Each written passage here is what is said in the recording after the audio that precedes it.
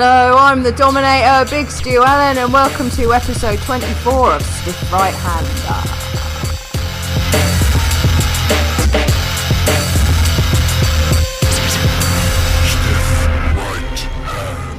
When he bangs old Tanya, he shoots a gallon. It's your podcast host. It's Big Stu Allen. Anyway, enough of that bollocks.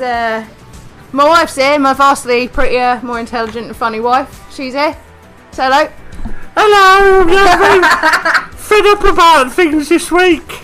I've been on the old rag, and Helen Mirren. Yeah, no one cares about that. I'm much more funnier than you. Helen Mirren, Judi Dench, Joan of Arc, Tina Turner. Yep. Women's are better than men. I like picking up stuff and putting it down in other places. Oh, well, aren't you a cunt? Aren't you a cunt? I'm going to sit in your car where you drive me round and show me the world and make me a better person. Good evening, children. So you haven't woken up and started listening to Topsy Turvy World?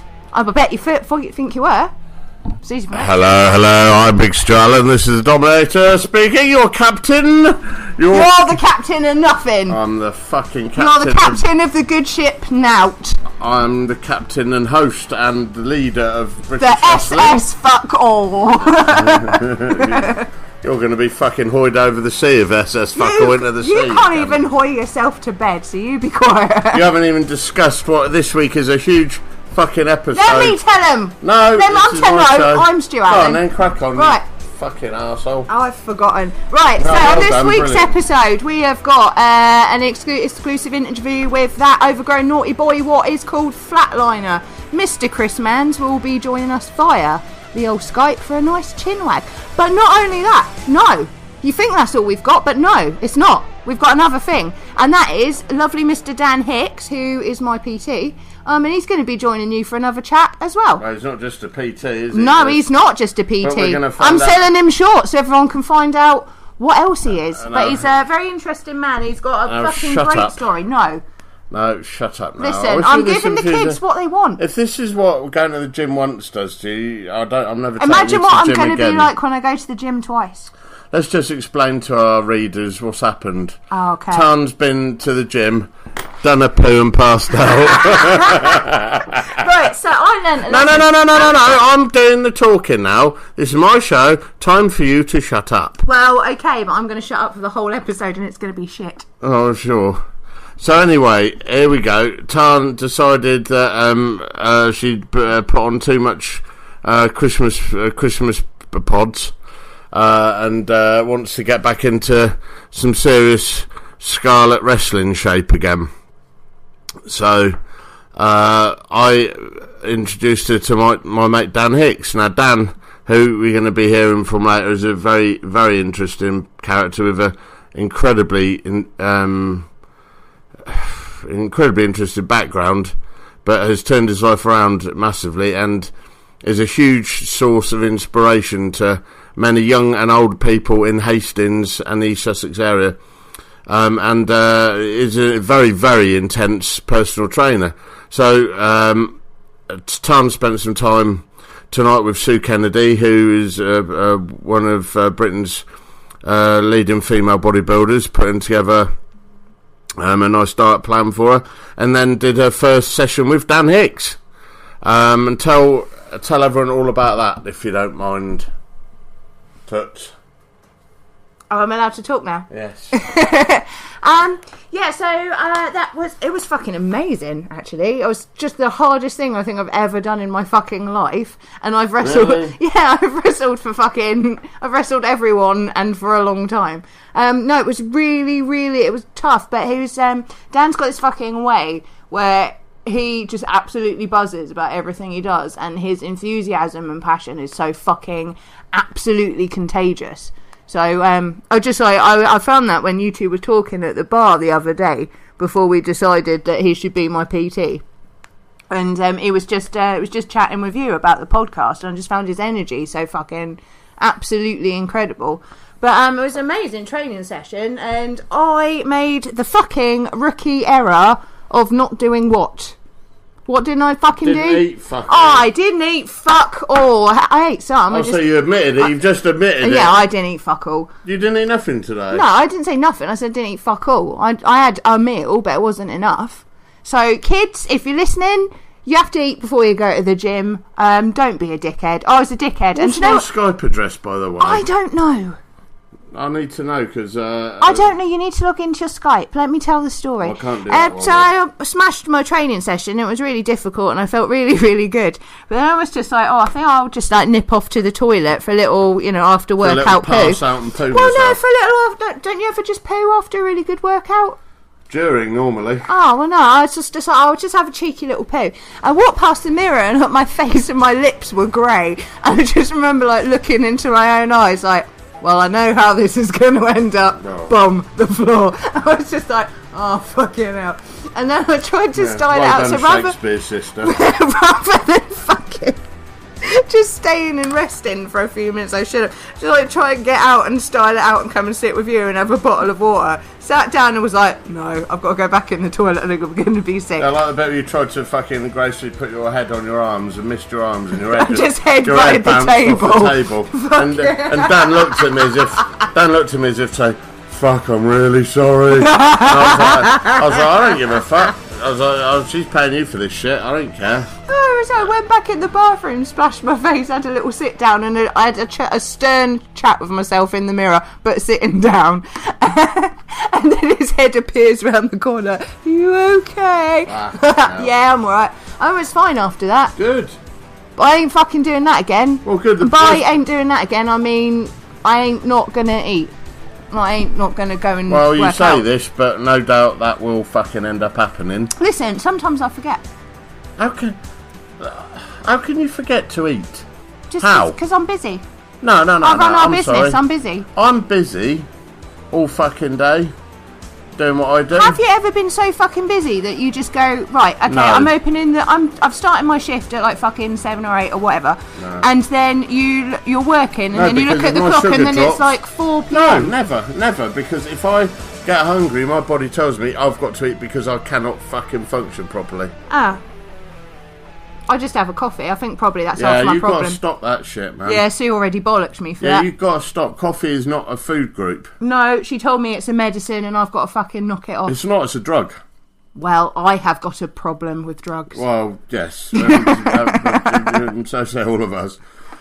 But it's not something that you should use as a fucking meal replacement. No, and I learnt tonight why you don't do that. And I learned that the hard way. You keep fucking learning things and then going back and unlearning them. Well, no, it's just habitual behaviour. It's the Homer Simpson thing about a new thing goes in your head and pushes an old thing out. Well, look, listen, don't demoralise me when I'm feeling happy. If demoralising you is telling the truth, then that's so be it. But you got to listen, and I'm glad that Dan had a great session. I'm sorry, Dan, if you thought I was... I wasn't cross with you. I was busy having a fucking online debate with fucking Will Ospreay, as it goes. About nonsense, but Dan came over all wide-eyed oh fuck, Stu's gonna kill me, and I was like, dude, I said, don't kill him. Dan's a lovely bloke. I would never fucking I'll never have a problem with Dan. Don't kill him because I'm a bellend. No, I told him, I said to him, she's a bellend. I confirmed as much, and I also said to him, you're gonna be teaching her every Monday. You're gonna get used to this. And he said, "Has she eaten today?" And I just said, "What do you fucking think?" He did properly tell me off and all, in a really nice, sincere way. Bless him. I don't think I'd ever like to see him disappointed. Well, because... you in training him once, and you've already seen him disappointed. Well, anyway, everyone's going to get to hear more from Dan, who is just generally a fucking smashing bloke. Well, as is that fucking Chris Manns fella that knocks around. He's a fucking... What are you doing? Why are you on your phone now? Who are you chatting to? Is it your girlfriend Will Ospreay? No, it's someone you don't even know. Oh, who's that? Gam? Yeah. Gam? Who? Gam Sardiner? I've never fucking heard of this man. Who is this man? I've never heard of him. And why is he always on our shows? He doesn't even realise that this is actual, as we speak, has been making it onto the podcast, and He's a hater. He is a hater. He's a hater. Haters gonna hate, and I tell you something else. Potatoes are gonna potate. It's a true thing. They fucking they potate all over the world. And so there we go. But listen, it was a good session. We're gonna have Dan on here, but more importantly, any minute now we're gonna go to my interview with someone I've been trying to nail down for fucking ages. Oh, for the lack of common sense. Oh, for the lack of ingenuity, and oh, for the lack of fucking social media ability. We've got Chris Manns. I mean, really, you're both the same thing. No, we're not. Not at all. Yeah, you are. It's just not like it's just that he's like sillier and just. I run a very well loved podcast that's listened to throughout the land. Chris can barely use a telephone. Okay, so you're the same thing. But listen, Flatliner Chris Manns is one of my oldest friends in pro wrestling. We go back a long, long way. He's been by my side through some huge times, apart from my wedding. And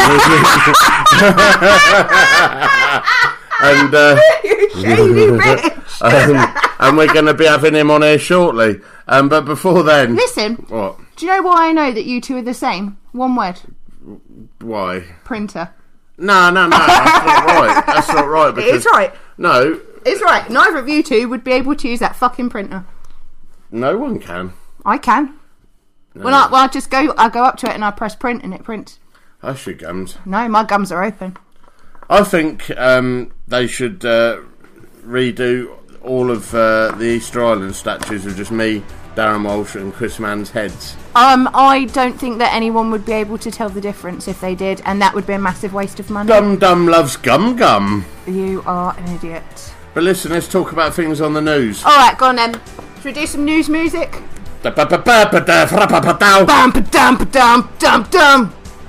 there's been things happening in the news. I've just received a message from Dan Hicks at this moment in time. Mate, is Tarn okay now? Do you carry on talking? I've got to talk to you guys about the things what are on the news that I don't know that are on the news, because this is actually Stu's bit. So, this is just a little bit awkward. So, how are you all doing? Well, listen, this is the bit I wanted to talk about first. This is on the BBC this morning. Peter Rabbit film producers apologise over allergy scene. The makers of new film Peter Rabbit have apologised after facing a backlash over their... A backlash over their depiction of a character's allergy. A scene in the film shows a character, a rabbit, who suffers a blackberry allergy, being pelted with them by a gang of other rabbits, or bunnies. In a joint statement, Sony Pictures and the filmmaker said they should not have made light of the issue. A campaign has condemned the scene, and some Twitter users adopted the hashtag boycott Peter Rabbit. The charity Kids with Food Allergies Foundation said in a Facebook post, "Food allergy jokes are harmful to our community." A petition calling on Sony Pictures to apologise has also attracted thousands of signatures. The offending scene is shown in a film adaptation of the Beatrix Potter Peter Rabbit, which was released in US cinemas this weekend. Your thoughts? Right. Oh, wow. I know. Wow. Is there anything more snowflakey in the world than that? I don't think there's anything more snowflakey in the world than that, except, right, probably if they're going to kick off about a blackberry allergy, that probably they shouldn't call it blackberry, and probably African American berry, because yeah, that's just racist as well. And that makes me really uncomfortable. No, what a load of old fucking shit. That's a treasured fucking childhood story. You can't fucking just change a treasured childhood story because fucking somebody threw a berry at a fucking computer animated, but it's not an animated fucking rabbit. No rabbits were actually harmed by blackberries. It's just like... And kids know not to fucking... If a kid is allergic to peanuts, you don't rub peanuts on the peanut allergic kid. I said peanuts so many times. I was astonished. Fucking hell, I said it 4 times. 4 fucking times. I was as surprised as anyone. I think that everybody should just... More of a spray than a gel. Yeah, it is a spray. I think that... Sorry, I was just using some special funeral strength...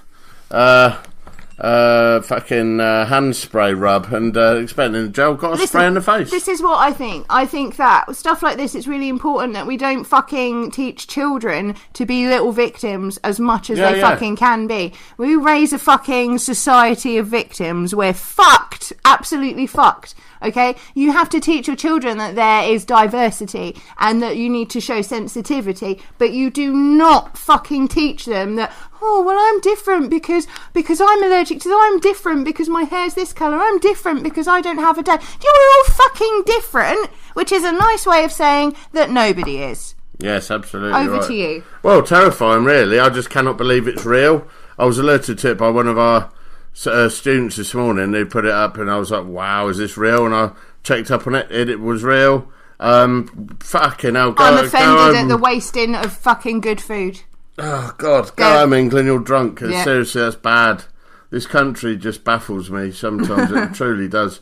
Also, in the news today about the Madeleine McCann's family asking for more funding to help solve the clues about how they murdered their own daughter. I mean, it's just... it's awful, isn't it? Well... Oh, come on. Right. No. The thing is for me is they have foundations, they have books upon books upon books and things that they've released, so they've been earning money out of this. Yeah. We must not lose sight of the fact that a child is missing, whether she was abducted, whether it was something else, right? The thing that we know is that a child is missing, and that is fucking awful. That's absolutely fucking terrible. Is it likely that she's still alive? No, absolutely not. Probably not. Probably I not. would say that the most fucking significant thing with all of that, for me, which is just somebody fucking just ask them this. Why would you go on a family holiday to a hotel that is famed for its childcare facilities, absolutely fucking famed for its room fucking nanny service, and not fucking take... I don't care if you're round the corner in a restaurant, you are not looking after your children. Well, there's a big story, isn't there? There's a big story that he did try and sedate her and used the wrong amount and she died. That's the story that a lot of people have mentioned, and it wouldn't fucking surprise me. Awful. It is awful, but the whole thing is just dreadful. And like I said, she's gone, she ain't coming back. The truth will come out one day, though, and it won't be favourable to them. And I really hope that it does. Well, no, don't be silly, because we've had this conversation before. We all know it won't, and we all know they're at fault, and the truth will fucking come out. You know that. But anyway, that's another bit in the news today I think is horrendous. We've got plenty of other stuff to talk about, but without further ado, it's going to be a long episode, so I want to get to it now. Does that mean that there isn't any fucking random shit interludes in this one? Well, I might throw some in there just for fun. I don't want you to do it because I hate them. Well, that'll work then, you telling me that. Well... there might be double now. Well, there might be double no dinner. Oh, hush your fucking chops. No, listen, we've got an interview now. Be quiet. You're never going to get me to be quiet. We've got an interview now. You're never going to get me to be quiet. Never going to get me to be quiet. You're never going to get me shut up. You're never going to get me to be quiet. Someone take my wife, please. Yak, yak, yak, yak, yak.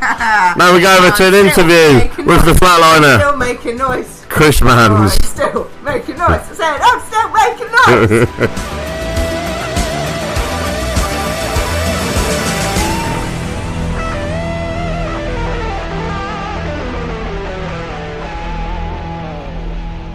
noise. Giving you your weekly dose of a kick in the nuts, this is Stiff Right Hand.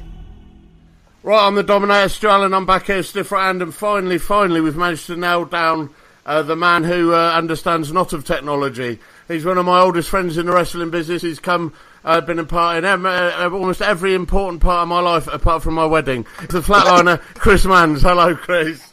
Hello, mate. How are you? You all right? Yeah, that's good. Thanks for no-selling the wedding. Oh, don't know. I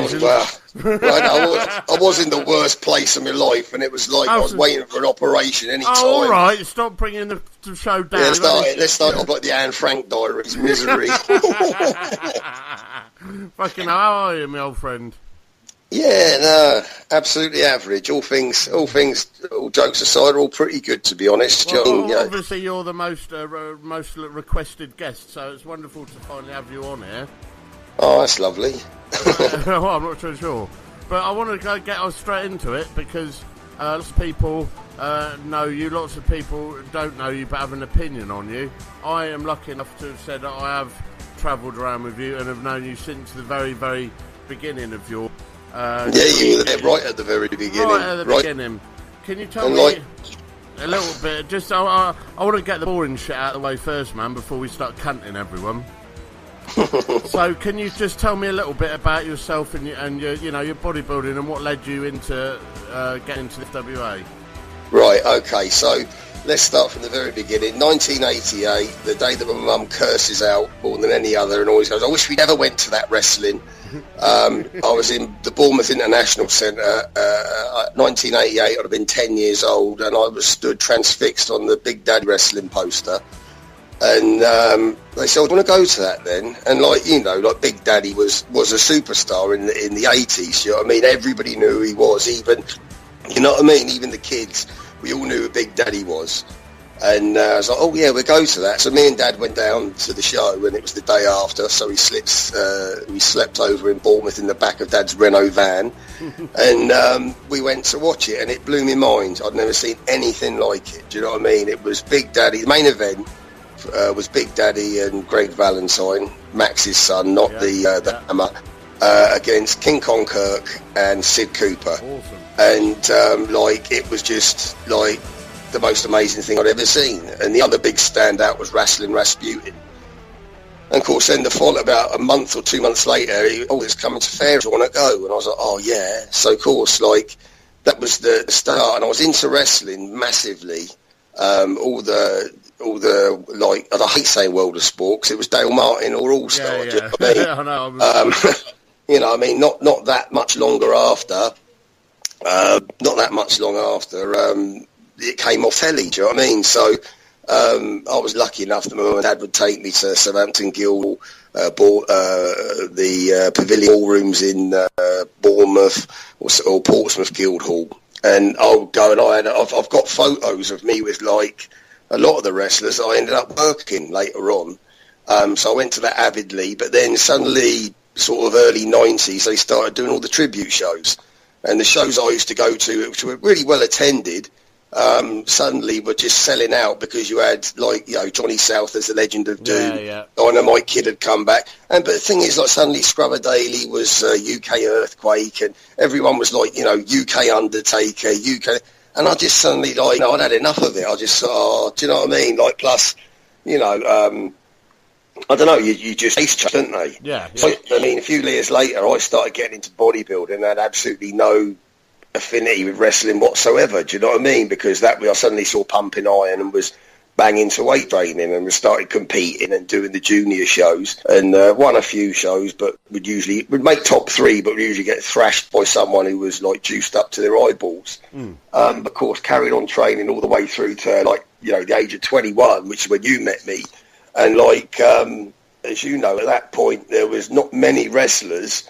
I mean, Brian had stopped running. He was doing stripping shows because it was the Full Monty era. Oh, really? I never knew that.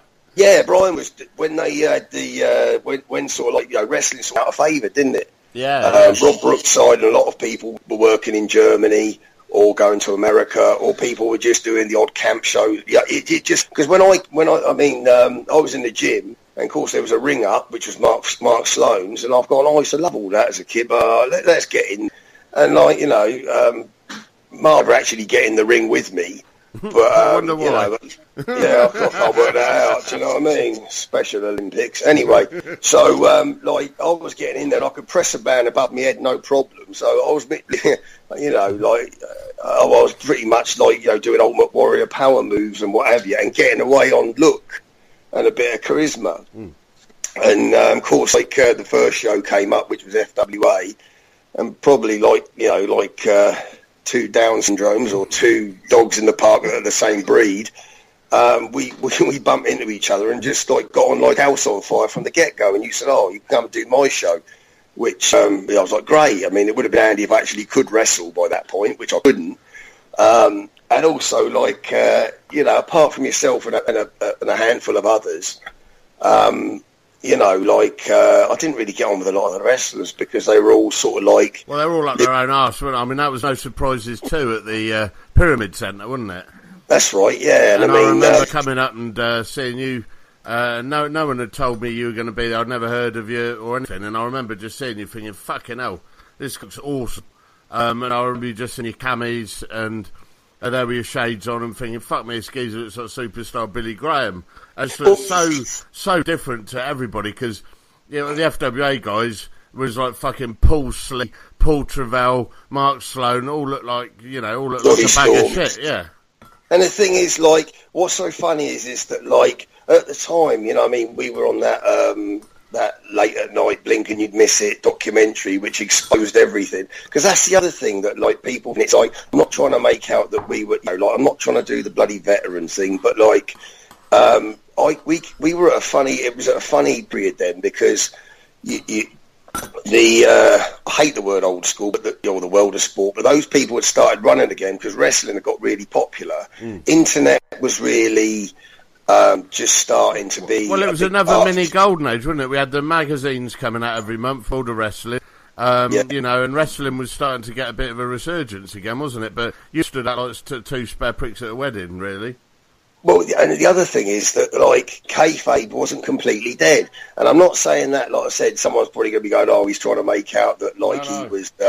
but it was, you know what I mean? I remember, like, I got a massive telling off by Rob Brookside for signing autographs as a villain. The last thing... And we got big props from Dave Finlay for being the only two guys on that show that kept the job straight. That's awesome. Because we had some bloke saying to us, you don't really hurt each other. And I'm not, I'm there being a gruff nut going, well, come here and I'll smack you in the mouth. Tell me if it hurts. Do you know what I mean? No, it was maybe the old baseball bat. So, well, fucking, if it looks like it hurts, it does fucking hurt. And, do you know what I mean? We got cut off a bit sharpish after that, didn't we? Well, that was it. And, the opinions I said, when I said, like, the guys looked like a bunch of spare ribs or they'd come off the set of Grange Hill, 20 years later, you can look back at it and I was right, wouldn't I? Yeah, 100%. You know what I mean? And, like... unfortunately, like, it's evolved into a totally different thing now. Do you know what I mean? Totally different, It's, like I say, it was... Did you find... Because obviously I always say that your introduction into wrestling was very similar to my tag partners, Big John's, in the fact that you've both come from a big background doing a bodybuilding work and everything, but straight into a sort of high position on the card. Did you... Did any of the boys have enough balls to sort of share their resentment about that in front of you? Yeah, loads of people had resentment to us, do you know what I mean? And, like, you were one of the few people that reached out to us. I mean, like I said, like, I got, like, blackballed from the FWA because of, A, resentment, and B, speaking the truth. And, like, like I said, I'll try and be positive. It's like I don't put a lot of stuff on the internet. Or, I don't have Facebook, I don't, like even this Skype thing I've had to download tonight because, it's the old saying, opinions are like arseholes, everyone's got one. And who really cares what I've got to say a lot of the time is the way I look at it. We're just, lumps in a subculture. We're not going to make the world news.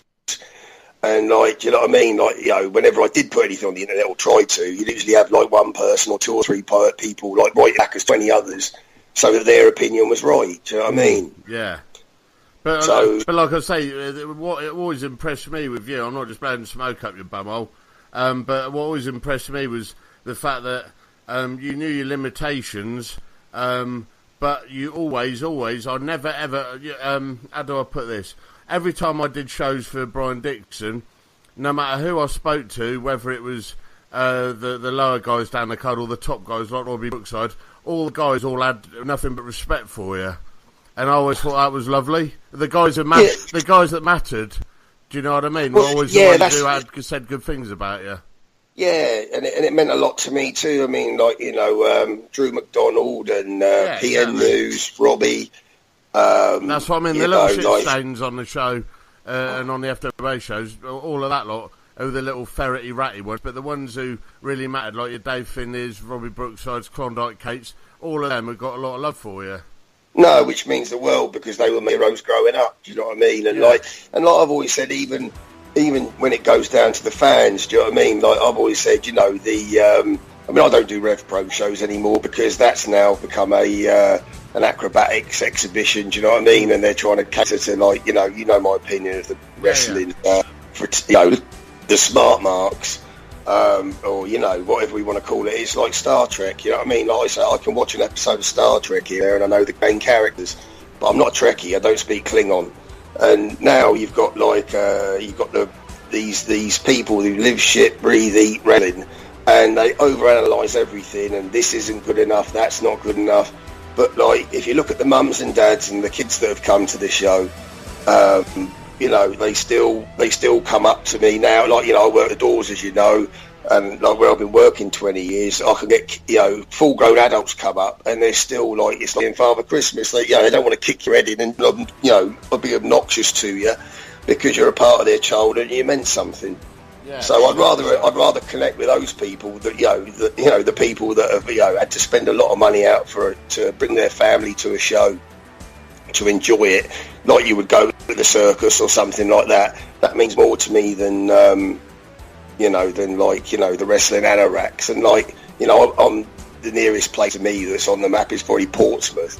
Now, you know, this is going to be arrogant, this is going to sound arrogant, it's not meant to, but, you know, I'm better known in the area as the wrestler than Marty Skrull. Now, Marty Skrull's known internationally and making a fortune, and he's doing really well, and max respect, because you can't knock success, and I like the bloke. So I'm not being obnoxious towards him, but if you ask people in like, you know, the Southampton, Portsmouth, Fareham area, because I'm a cartoon character, most people know me, and I've gone to kids' schools for 20 years, hospitals, spoke to drug addicts, you know, like I've been asked to a lot of different places, and I've done my fair little chunk on the telly and whatnot. Do you know what I mean? Like, you know, they're the people that matter to me. I mean, they're the ones that know us, as opposed to, like, you know, like I said, internationally, and what I'm only saying, like, in the local area, if you to name a wrestler, like, a lot of people would say, oh, he's that bloke who does the door at the strip club or what have you. You know what I mean? Yeah. And it's like, you know, like you know, you're the same in Hastings, isn't it? Yeah, I'm more well known than William the Conqueror. In the surrounding area, everyone says, oh, he's the wrestler.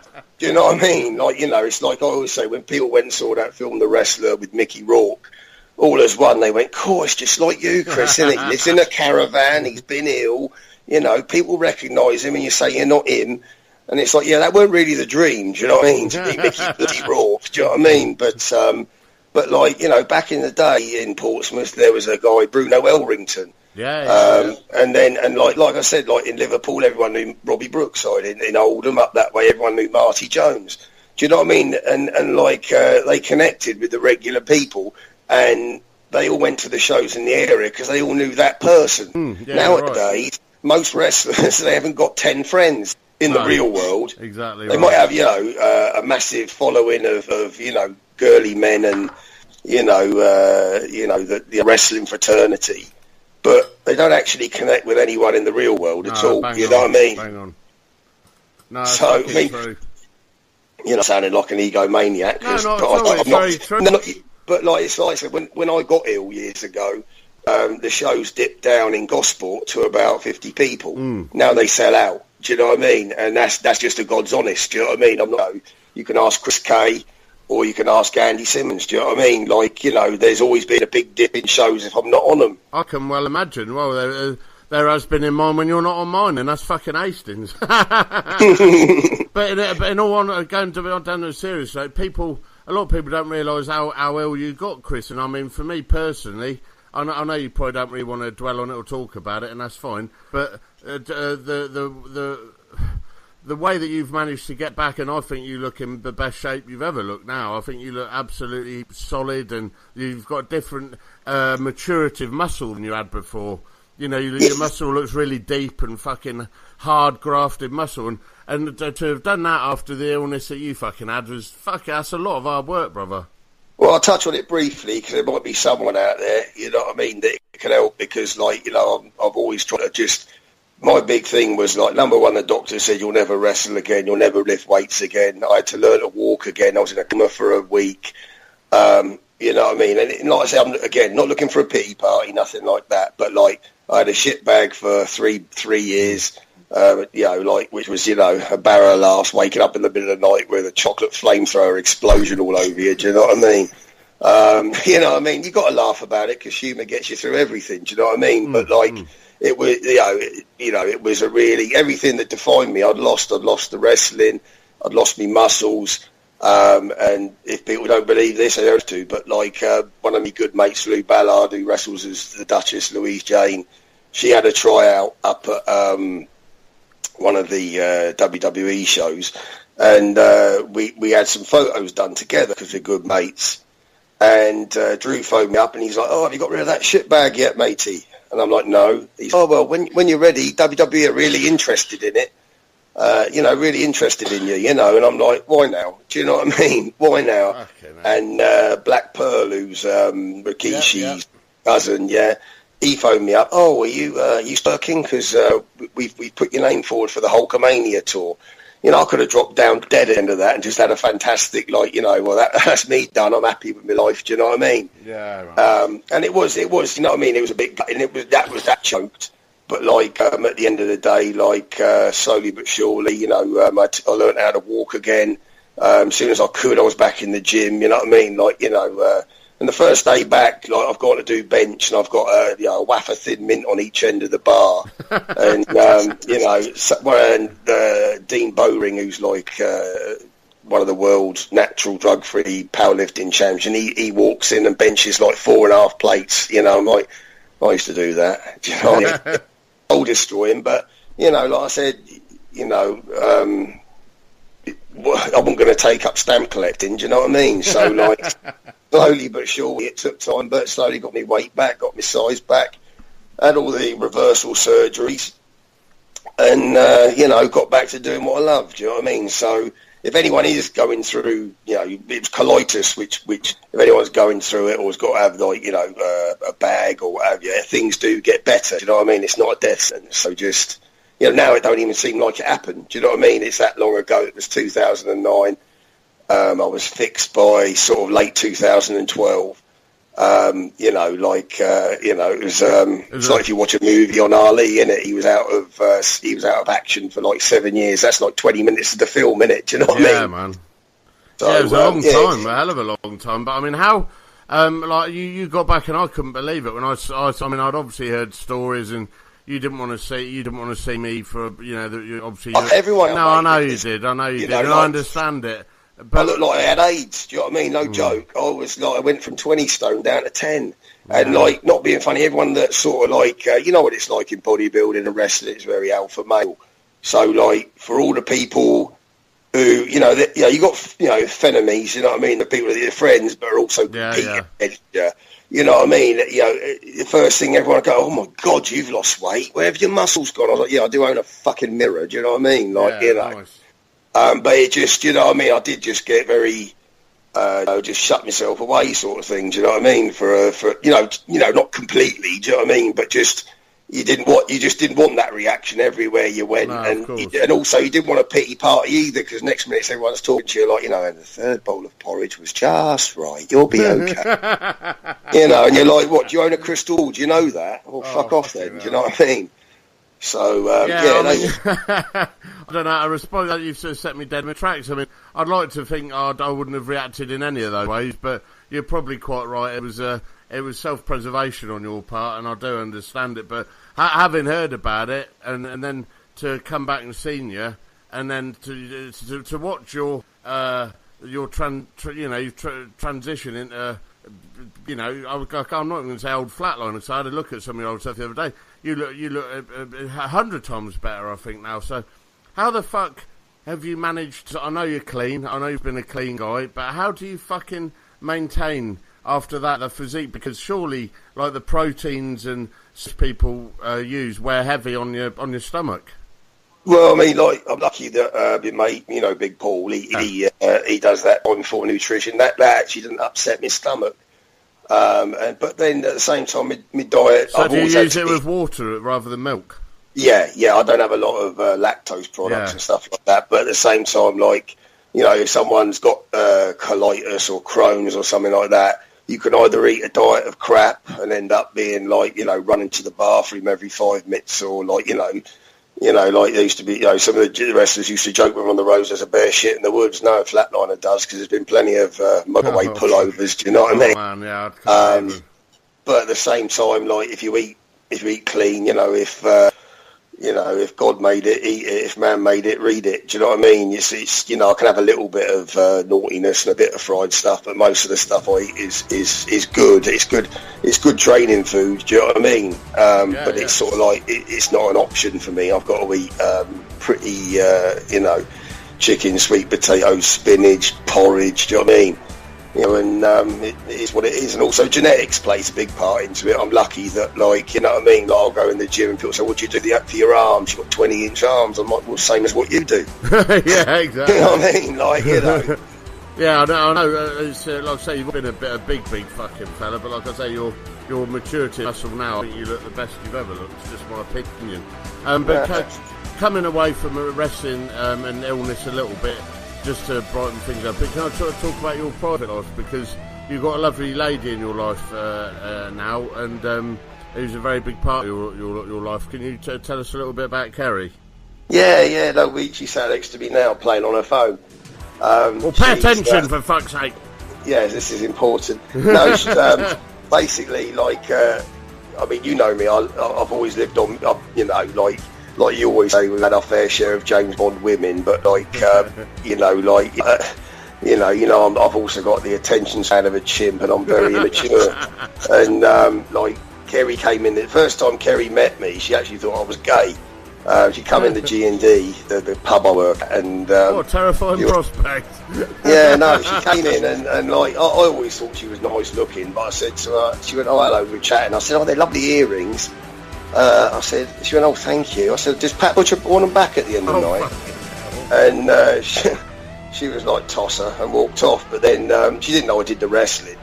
And then she said, oh, my little boy would like some tickets for wrestling and what have you. And I said, oh, yeah, sound. So, like, you know, we sorted that out. And she messaged me and said, oh, I sort of like, yeah, I like you, sort of thing. And I was away at the time. I was away for a good 3 or 4 weeks. So we kept talking and kept arranging to meet up, and I kept letting her down. I was like, oh, sorry, I've got a show, so I really want to meet up. But as it is, like, you know, this is the 4th year we've been together. And I'd be lost without her, do you know what I mean? Like, it's part sort of carer, part girlfriend. You know what I mean? It's like caring the community, do you know what I mean? So, yeah, I'm really, you know, little boy was 5 when we met. He didn't have a dad, and like now I'm daddy. Do you know what I mean? So, but it's not. He ain't into Pokemon and jigsaw puzzles. He's into wrestling and monsters, and you know what I mean, all the same shit I'm into. So it ain't been like it's been hard work at all. Do you know what I mean? You know, I'm 40 this year, and it's just like, you know, I'm not the same person I was when I was 21, nor are you, are you? Do you know what I mean? Like, yeah, we haven't grown up much, but we have grown up. You know what I mean? So, I mean, and it's the old saying, when you're good, no one remembers. When you're bad, no one forgets. Because, you know, some of the antics I used to get up to, I definitely don't want to talk about them on here, because I think I should be in Broadmoor. But, like, we used to get up to I used to get loads of stupid, only for an audience of, like, 5 or 6 people, the boys. And, you know, it didn't do me any favours. Only advice I'd recommend to anyone coming in the job now is, do you know what I mean? Try and pop the fans, not the lads, because, like, you know, a lot of people won't touch me because, you know, I go to shows now and you're made to feel like Charles Bronson, and I'm not negative, I'm not a bully, I'm positive. Like people that have got their egomaniacs. You know, I mean, like, there was a show a little while back, and I helped this lad. I mean, I've helped loads of people come into the job because I think they're good for the job. Do you know what I mean? Like Little Legs, the midget. Well, Crusher Curtis, people like that. Crusher Curtis, I helped. I was Cherry with his Zulu Warrior gimmick. Big Rob Frampton, Jaws. You remember Jaws, the giant? Yeah, I love Jaws. You know, I mean, like I always say, like the wrestling that I like watching. And, like, again, you know, this isn't disrespectful, but what I liked the Mongolian Mauler, I liked, you know, Rasputin, I liked the characters, and the Haydaks I thought was amazing. Yeah, Big Crusher Daddy. Mason and people like that. Yeah, Mighty Chang, you know, like Crusher, like you said, I liked That's what I liked. Do you know what I mean? Now, you know, Johnny Saint and Steve Gray are phenomenal, and what I could never do in a million years. But that wasn't what sort of turned me on to wrestling. Do you know what I mean? I like the freak chic geeks and weirdos, and you know, like so when I met Jaws, I was like, wow, you know what I mean? You know, he's like, you're a big fella. You know, what do you do? When I say Jaws, for those listening, he was Gary Tiplady. He's a 7'2" giant with acromegaly, the same illness Andre the Giant had. Well, like, we haven't had a giant over here for what a wonderful man he was as well. He still is. I'm still in touch with him. I said that like he died, but you know, we spent a lot of time with him, didn't we, doing the Evil Intentions tour, and you introduced me to him, and what a fucking character he is. You know what I mean? Yeah, no, and I mean, like, you know, he's just such a super... You know, turn a negative into a positive. Do you know what I mean? Like, people used to make fun out of him because his jaw was big. Of course, like, he was a doppelganger for Richard Keel from the James Bond movie. Yeah, terrifying looking geezer, but such a kind, funny man with a real great, typical Geordie sense of humour. Yeah, wonderful human being. And then, like, you know, like even Little Legs, Little Mark. Although we don't work together now because we eventually morphed in Master Blaster, you know, I had a person of restricted growth, a porg or a dwarf, whatever we're going to call him. Eventually, like, yeah, I had to separate there because I was driving mad. You know, like, you know, who run Barter Town? You know, but no, like I've always tried to help. You know, even now we've got Rob Frampton. The strong man, he's on the shows, and like, all right, he's not a superstar, but he's been on the telly quite a few times. It's still, and like, you know, he's impressive with what he does, and you know, he hasn't got to do a moonsault from the top rope. You know what I mean? You know, it's the emphasis has been now put on sort of like, you know, like, and I'm not, you know, again, you can't knock success. Well, he's going to be bumping around for me in a couple of weeks. I know that. But, yeah, you know what I mean? Just like you bring in people to, if they're good for the job, then why not? And if they've got the right attitude, but if they haven't got the right attitude, get out. I mean, I had one guy come down to the club I work at, saying, I used to watch you as a kid, and I'm a martial artist, and I can do a spinning bird kick. I said, oh, can you do it? So he did it, landed on his hip. You know, and I helped Jamie. him. No, it's not Jamie. No, it's not Jamie. But no, this lad, I helped him all the way I could. And then, like, suddenly, as soon as he's got his foot in the door, he's, like, being rude and obnoxious and cheeky. And I'm stood waiting to go out in a rumble, and Crusher will tell you this. Like, he goes up to Dan and goes, I don't get why people cheer Chris, he's shit. Oh, and he goes, well, really? He goes, well, if you feel like that, go and tell him. And he wouldn't. And I'm just about to go out in this rumble, he comes up to me, I don't know why people cheer you, I think you're crap. Wow. I was like, oh. And I was, you know, when you sort of think you shouldn't have to think for the, you know, you sound horrible, but you think, after all I've done for you. Fucking Christ. So as soon as I got in the rumble, I oofed him in the guts, picked him up above me, and the thunder lips him out into the third row, and he broke his leg. Good cunt. You know, and like, of course, he goes around going, oh, Flatliner broke my leg. Well, you should learn how to land properly, and you should be bloody rude. Do you know what I mean? Started stamped his throat. Well, I didn't intend to break his leg, but the fact he did is kind of comical, isn't it? Do you know what I mean? Good. I hope he dies. Yeah. I hope he dies of septicemia, cunt. But anyway. Oh, you've got me all full of hate now. I'm all full of anger. Yeah, let's try and keep this nice and positive and sunshine into the lives of others. You can't keep it from your own, you know what I mean? Hey, listen, I want to ask you a question. Do you, like, I don't know how much WWE you watch. I only watch occasionally the big pay-per-views, but I've noticed a bit of a trend now that the bigger guys are getting up into the main events again, like the Braun Strowman, Brock Lesnar, the Big Show, etc., etc. Do you think that maybe there is some hope for the big guys in wrestling still? Look, at the end of the day, like it's like, you know, Giant Khali. Everyone pinned him and said he was rotten, the boogeyman. But again, the smart mark fraternity is a very, very small minority of any show, really. Unless you're talking about Ring of Honor or Rev Pro or something like that. Most people go to the show to watch the characters. It's as simple as that. That's what most people go there for. You know what I mean? And, like, unfortunately, like I don't watch a lot of the product now. I watch loads of the old stuff. You know, YouTube on my phone is still, you know, I still watch Big Daddy. I still, you know, I like watching the stuff. I still watch episodes of the A-Team and Minder as well, because I like that too. Do you know what I mean? Like, You know what I mean? Like, I just think that, like, everyone can kid themselves that, like, everyone should look like the paper boy now. And as long as they can do 1,000,001. And also their shelf life ain't going to be very long. Look at Show and Kane and all them lot. They're still working now because they know how to pace themselves. Braun Strowman will be working for a long time. Brock Lesnar's just a freak of nature, and he's just like, athletically superior and. But, it is, the big guys are always going to be there because, the kids still want to see cartoon characters and larger than life. And I think eventually it'll evolve back into that. Do you know what I mean? There's only so many suicidal moves you can watch. And I'm not taking it away from the guys that do it because it is needed on a card. Do you know what I mean? Like, I listen to my friends that go, or like, who are, again, the general public, bricklayers, bin men, be them doctors, be them, whatever, company directors, or be it just a doorman. If they see Jodie Fleisch on a show, they always comment about him. You know what I mean? They'll always say he was great. So like, I'm not knocking, I'm not hating on people. You know what I mean? Like, it is tremendous. But then, how long can they carry on doing that for? Do you know what I mean? Like, I don't intend to stop doing this until I really have to. But then, I don't, by my own admission, I don't do a great deal. I know that, but I entertain a certain, portion of the crowd.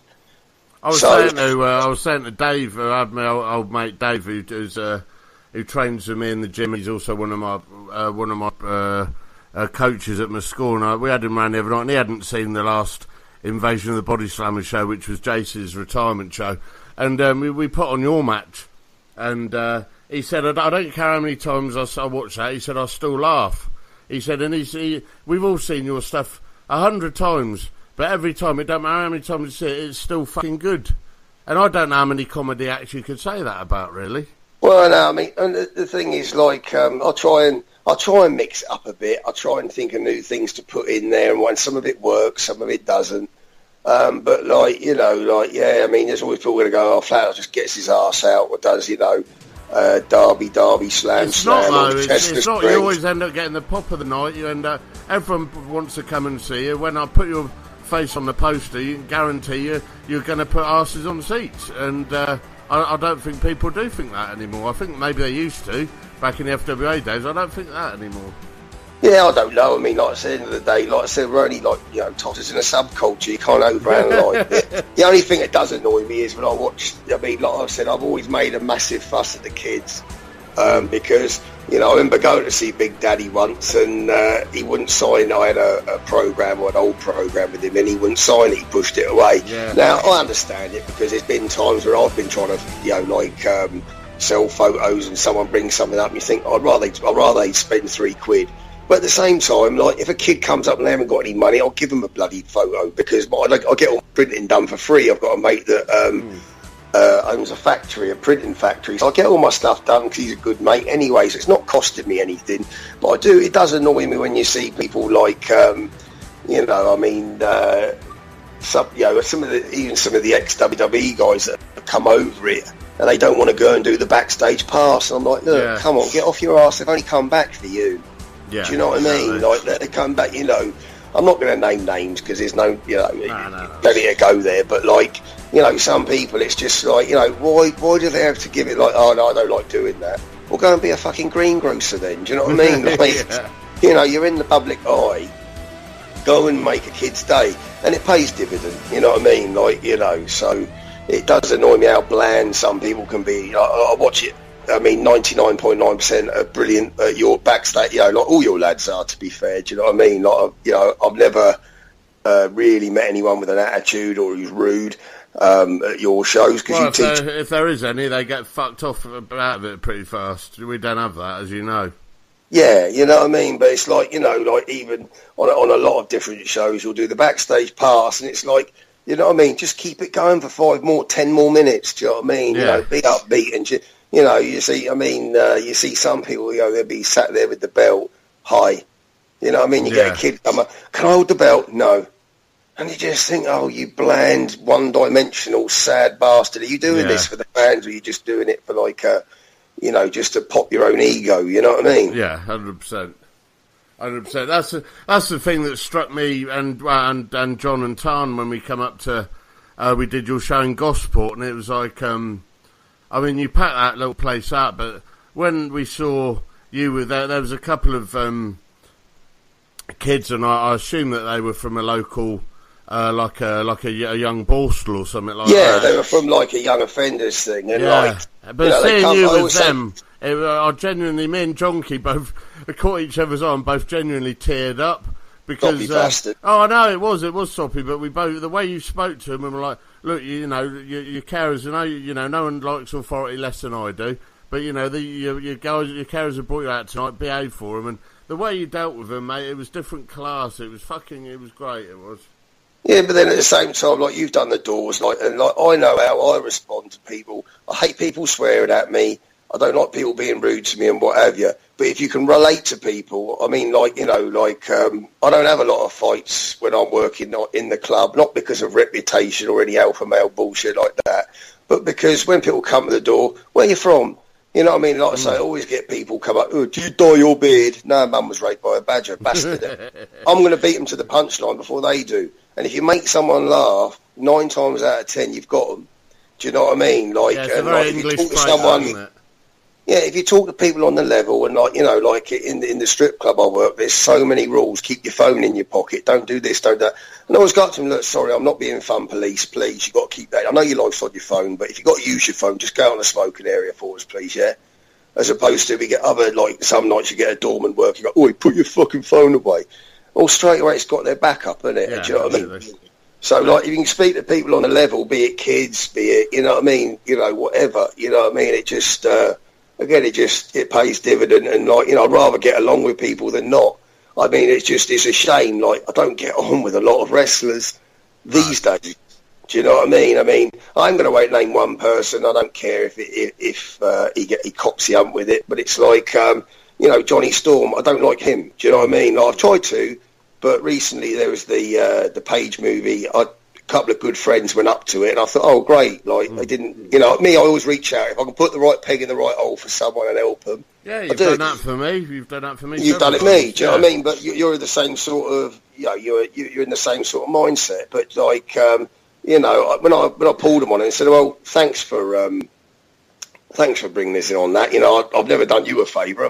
We did try to, but Johnny said, oh, no, you don't want him there. You know what he's like. Oh, really? And, like, when he came along, I'm not going to hit him or do anything like that, because I only fuel the flames for people to say that I'm horrible. But when he came along to the show at Gosport, hello, pal, how are you? Yeah. You know, and I'm like, well, no, don't talk to me like that, John, because I'm obviously not your pal, am I? And then, like, you know, he did exactly what I said he'd do verbatim and pulled a face. I said, don't pull a face, you block me. Yeah. Simple as that. I said, my 2 mates have told me, and they're me in a sanctum and you're not, so go and sit over there away from me and leave me alone. And funny thing is, he got straight on the phone and phoned those people, or one of them, and said, what did you tell him that for? Oh, well.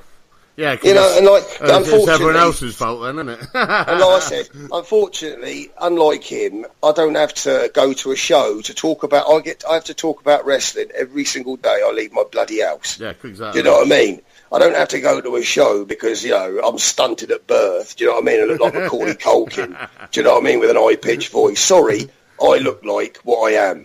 So, like, do you know what I mean? So, no, yeah, that's the only person I'm going to name in this, because I don't like him. If he has a problem with it, I tell you what, let's make a big load of money for charity. Fight me. Yes, and I'll put. You know, and I'm not being alpha male or anything like that, but put your money where your mouth is. Do you know what I mean? I cannot stand the two-faced. If you don't like me, I'll give you 1,000 reasons why you wouldn't like me. Yeah. Do you know what I mean? Some days I don't like me. Do you know what I mean? But don't like, you know, piss in my pocket and tell me it's raining. I can't be doing with people like that. Do you know what I mean? No, I totally agree with you, 100%. And there's too many like that. Well, I was just going to say that. That's half of the reason, you know, when I talk to dear old Ricky Knight, or I talk to Darren Walsh, or any of the old crew who I hold in high esteem, it's like much the same with you. There's not real many men left in the job anymore, and that's the shame. No, it's not. It started off, you know, you started off with, like, men's men, and, like, you know what I mean, like, not, and whatever definition you want to put of that, do you know what I mean?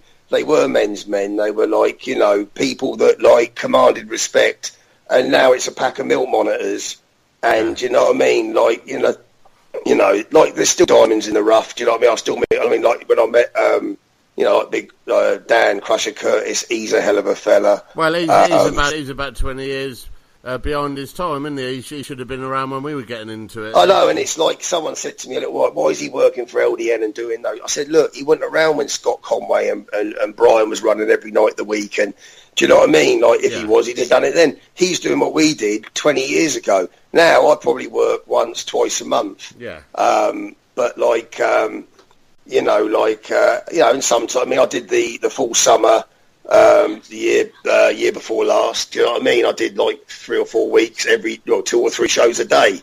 And by the end of it, you know what I mean? I looked like the bloke out of my left foot. Do you know what I mean? I was banged up to pieces. But, like, you know, the adrenaline and the fun of it, and that really, I mean, the All-Star lads, there still is a hell of a great, you know, I love Tony Spitfire, like, you know, Jamie Ahmed, Gangrel. There's still some wonderful, wonderful people in the job. They're just few and far between now. That's just, you know, and Big Mike, obviously, the bulk, you know, I absolutely adore him. He's just, you know, fantastic, isn't he? I mean, you know, what good value,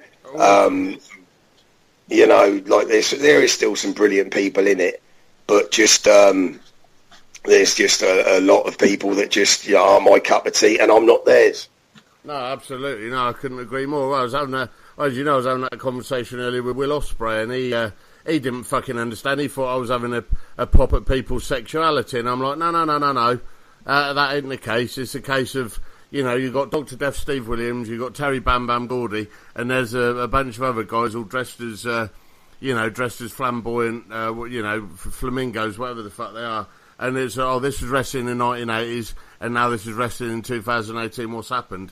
And he was like, well, what's wrong with those guys? One of those guys was an NCAA champion. I'm like, okay, so he honed his craft properly, as opposed to practicing on his sister's fucking trampoline. Well done. Do you know what I mean? But the point wasn't about their sexuality, it was about where are the real men in the job. But then I don't expect Will Ospreay to be agreeing with me. Do you know what I mean? I've only ever worked a handful of shows with him, and one of the first shows I did with him was years ago for Kapow. It was the only show I ever did for Kapow, because, again, it weren't my cup of tea. But I did end up saying, who is that noisy idiot over there? And like I said, you can't knock success. He's doing ever so well. You know what I mean? Like, you know. But the thing is, like, probably if he hears this, he'll still get the over my comment. You know what I mean? Like, and what do you care what I think? Do you know what I mean? I don't like you, but you don't like me. But then years ago, if you'd have come into the job, you'd have been told this isn't for you.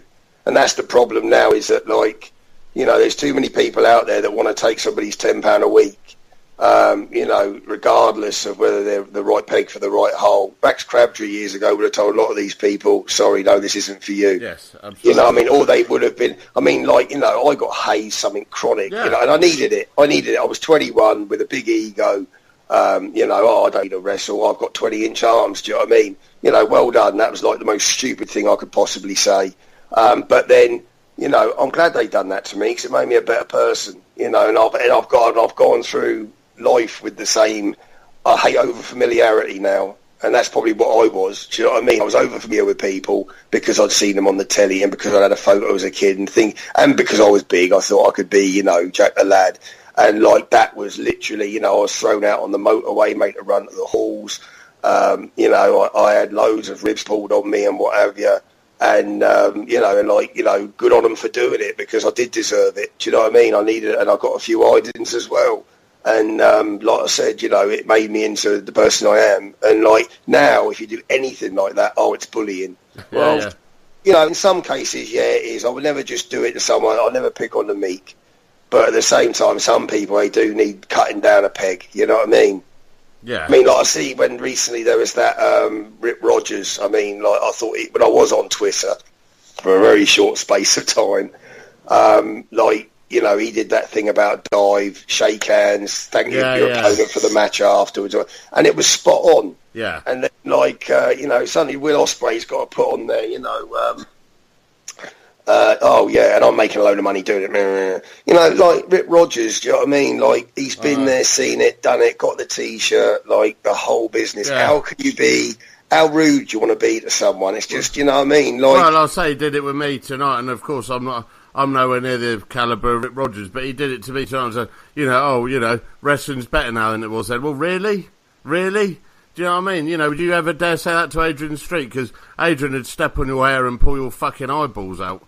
It's funny you're saying about it. It's funny. I've just read the book In Plain Sight, all about Jimmy Savile, and they mention about Adrian in there was Savile's last match because he said he came into the job to try. He tried to come into the job to make himself look tough. He came into the job to get the glitz, especially back then. Adrian savaged him. Yeah, they were household names, and Adrian gave him such a hiding, and that was the end of his career. Yeah, I believe he took part of his scalp off, kept some of his hair as well, I think. Yeah, no, he did, and it's like, good on him, because certain people shouldn't be in this job, even now. Do you know what I mean? But I'll leave that to the people like you. Do you know what I mean? Yes, good old Operation Stew Tree in full swing. Yeah, no, it's that's kicked up a fuss, and well, it had to, mate, didn't it? I mean, a lot of people said, want to sit on the fence with it, and we can't say this ruin wrestling. Well, no, if we do it sharp and we do it swift, we can fucking get back to normal quickly. But there are people out there like fucking Dan Edler, fucking that other little fucking prick from the London riots, whatever.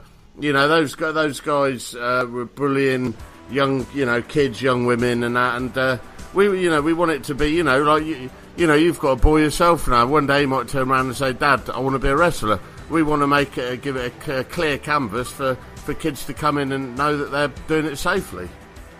Yeah, I hope he doesn't. I really do. I mean, if he wanted to. Well, that was going to be my next question. Actually, I'm not going to keep you for too much longer because you must be tired and that. But I was going to ask you that actually. What if that dreaded conversation ever does come up? What would you say to him? Well, I couldn't stop him, could I? Do you know what I mean? I'll never, whatever he wants to do. Do you know what I mean? If he wants to be a registered childminder, I'll help him do that. Do you know what I mean? But at the end of the day, I'd rather he didn't. Do you know what I mean? Only because, if I could have put as much effort into something else as opposed to acting the prat and doing this, I probably could have been a millionaire. Do you know what I mean? But if he wants to, cool. But like I said, it's just the other thing is you and I'd never be millionaires, Chris. We'd end up spending it on magic beans, wouldn't we? Yes, chasing rainbows. Do you know what I mean? Still chasing rainbows now, but at the end of the day, if he wanted to do it, great. But I mean, it's not something I'd try and push him down. It's you know what I mean? And I don't think having me as a dad it's not particularly a knee up in the job, is it? Do you know what I mean? I don't think I disagree, mate. To be honest, I think you're a very well loved individual. Now, you like a fine wine, as you've got older, you've become more loved and more respected. I think you. Like a fine wine, I've been left on the fucking shelf. You know what I mean? Right. The phone don't ring as much these days. Do you know what I mean? Mine fucking wouldn't. I hate talking to people.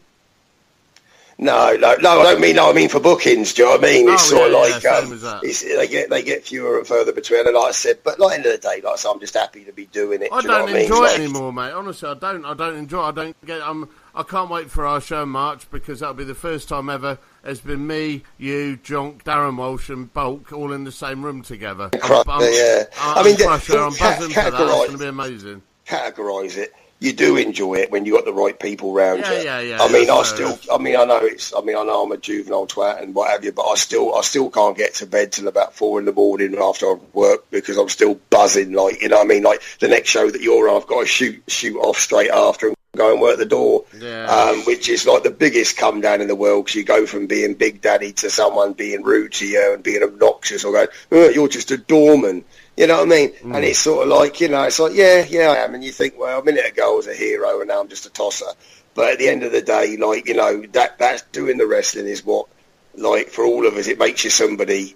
And it sort of just gives you that little bit of a, you know what I mean, as opposed to just feeling like you're just existing through life. It gives you that little bit of a break from the norm and a bit of pizzazz and a bit of magic in your life, which, you know what I mean, is one of those things that one day when you do have to hang up your boots or whatever, you think, God, would I've missed that. Well, you always say to me, don't you? You always say whenever we share something together, whether it's our time on distraction or whatever it was, you always say, I wish we could do it all over again. And every time you say that, it always catches me in the throat a bit. Cause I'm like, I know exactly what you mean, but I think between us, we've both done an awful lot of things that we could be proud of, and I wouldn't change anything, and I'm sure you wouldn't. No, I mean, it's like I said, no, I never became a WWE superstar, or anything like that, but, I've been on... you were a rosebud? I was a rosebud, yeah, I was a rosebud. Yeah, that was, like I said, I was a rosebud. That was a good thing, actually, because on the door... We have both worked for WWE, we just haven't fucking had a lot of telly time. No, but what was great is that, like, you stand on the door and people, like, know a wrestler, and they go, "You're a wrestler, aren't you?" I just go, "Yeah." "Ever worked for WWE?" "Well, no, I've worked with a lot of people from WWE. I've worked for Tonka, Jake the Snake. I was his tag partner for 2 years. Natalia, Daniel Bryan, Sheamus, Brutus Beefcake, Axel Duggan, Rene Dupree, Rikishi. Like loads of them been to like all over the world doing it. Well, it must be shit then. Yeah, I must be. Oh. So like but then when I did do it, and they said, "Ever been on WWE?" "Yeah, I've been on Raw and SmackDown." "Oh." So that shut them up. Do you know what I mean? That was it was just nice for that. Just that you don't get, you always get people that have never done nothing that want to sit in their tower and just put you down. Like, I made a movie a few years back, Gypsy Fighter, and it didn't win any BAFTAs or anything like that. But you get people go, "Oh, so your film, it was crap." I ain't seen yours. Yeah, exactly right. Yeah. You know what I mean? I ain't seen your film, mate. "Oh, so you're on that poster down the town, you look a twat." I haven't seen your poster. And it's just one of them, innit? Like, when you've done something, get back to me. Do you know what I mean? Like, I can respect anyone, be it they do, whatever they do. If they do it to a good level, if someone can get on a mic and sing, if someone can, if someone can do a good karaoke, do you know what I mean? I can appreciate it. If they can paint a good picture, I appreciate it. Do you know what I mean? Whatever they do, you can appreciate that you can do something that I can't. But so many people just want to sit in their tower and just put you down because it elevates them and makes them feel good about themselves to sort of have you off. Do you know what I mean? But as you know, we're very spiteful and very quick-witted, so you've got to be pretty quick to try and have a lot of us in our little fraternity off. Well, you've got to. It's like sport to us, isn't it? Let's be honest. Yeah, do you know what I mean? It's just like, like I said, we like all the old comedians, all the un-PC ones. I still watch Bird and Man and all the rest of it. and I still, like I say, I've got a black missus, do you know what I mean? She just told me off Brown. But, I'll still laugh at a bad touch, do you know what I mean? I wouldn't tell those jokes to that sort of, that area of people. Tell them to me. Yeah, I'll tell them to you, but that's different. You have to tolerate me and my behaviour problems. But do you know what I mean? It's not how it's given, it's how it's received. I would never go out of my way, to upset someone. If I did, I'll be the first one, if I like you, to say sorry. Do you know what I mean? Well, I've always said that to Tarn. I said that you are genuinely probably one of the most intelligent people I've ever met, in the fact you're incredibly quick-witted, incredibly funny. And just to wrap it up, I'll say I'm proud to call you one of my very best mates, but you're one of the nicest, kindest geezers in the job as well. And I genuinely love you to bits, mate. So I just wanted to... Yeah, so if you want to come and get an autograph for the next... And if you've got leprosy, I just thought I'd better put you over after the last time we tried to do this. It all went totally tits up, didn't it? Oh, God. I think we'd have been we'd have had to change identities. Do you know what I mean? Tarn literally shouted at me. I'm putting it up. Now I'm putting it up. No, you're fucking up. No, I'm putting it up. We came to blows over that fucking episode. I know, and I was like, no, please, we're just going to be like pariahs of Britain if that goes out there. It's just...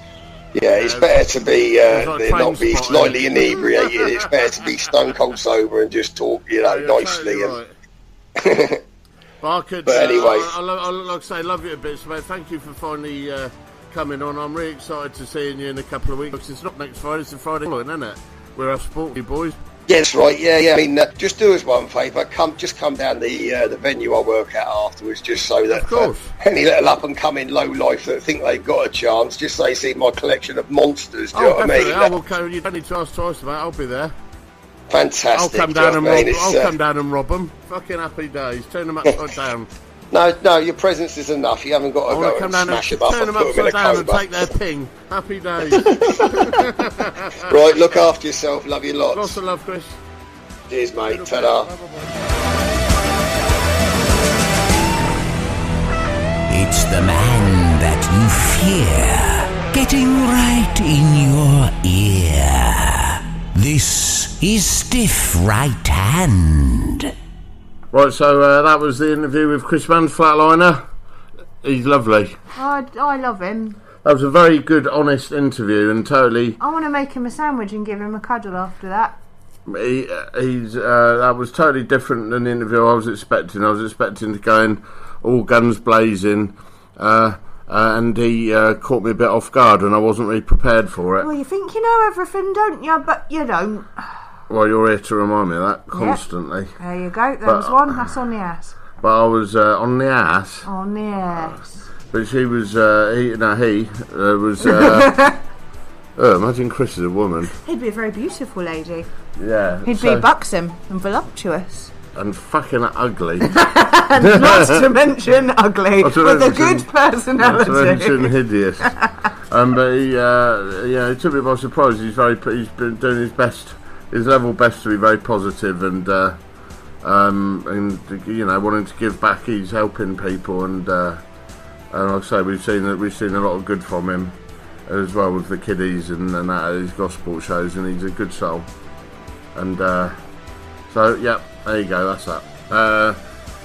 Talking of men being women, that's been doing the rounds. I think I started the trend for that on Facebook. That. Well, no, you didn't, because it was already an app that was getting loads of fucking shit. No, it got a few, but I think I was... No, you can't take the responsibility for everybody doing a fucking annoying thing. I'm not taking responsibility for it, but I'm claiming that it was because of me. Oh my god. Because everyone wants to see me doing stuff. And when I do it... everyone does it. And as soon as I do it, yeah, Where's everyone now? You're doing stuff now? Took up... I hate to call you out on all of your bullshit all the time, but you can't call me out, because as you're saying that, everyone's tuning in, listening to see what I'll say. Yeah, but they're listening to you, they're not watching you. But it don't matter, they're listening to me. It does. And they'll have all watched as I transformed into a stunning woman. Well, on Facebook. So you have to lower your standards on woman and also stunning. What was the app called? It was called Queeze, wasn't it? Queef or something. You are. All the noises from you are. What's that? Queef! Way to go, sentence boy. Oh, shut up. Look, I'm taking you out for dinner tonight, and I might not at this rate. Well, look, I'm already hungry now, so you're going to get some grief. Today's Gig Valentine's Day, baby. Is your muffler? Oh my god. There you go, one for you, Bondy. Bondy's obsessed with the muffler. Bondy only wants to get into the wrestling business so he can put a muffler in. I said to him, you can do that anyway, Bondy. He used to put a muffler in his fucking head, stop him from dying. Idiot. But, anyway, so this app, you basically, it takes your status picture and turns you into a woman. My woman looked like ugly. It doesn't look ugly because it's me, isn't it?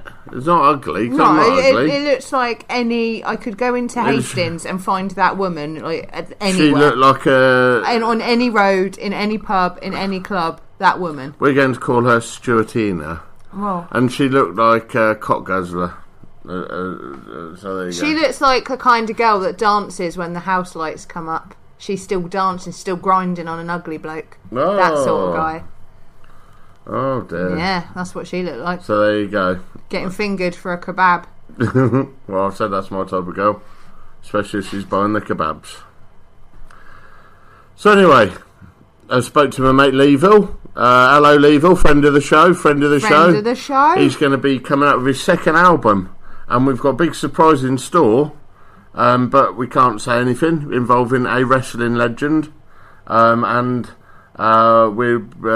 discussing that in the week, and I managed to be a third party there to help him along in his with his plans, and so that album's going to be awesome. The last album was absolutely brilliant and very, very clever, and so there you go. There's that. And what else today? We were going to talk about Oxfam. We were going to talk about Oxfam.